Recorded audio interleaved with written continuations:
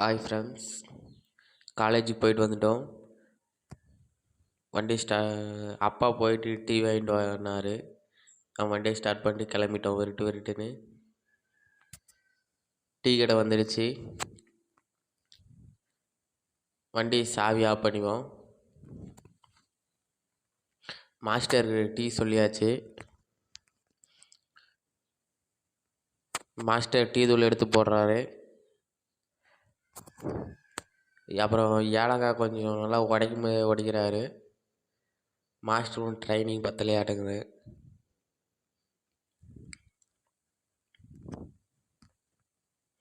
Parcel கட்டாங்க. நம்ம அப்பாக்கிறதுனால நம்ம கடைக்கு வாங்கிட்டு போய்ட்டு தான் பார்சல் குடிப்போம்.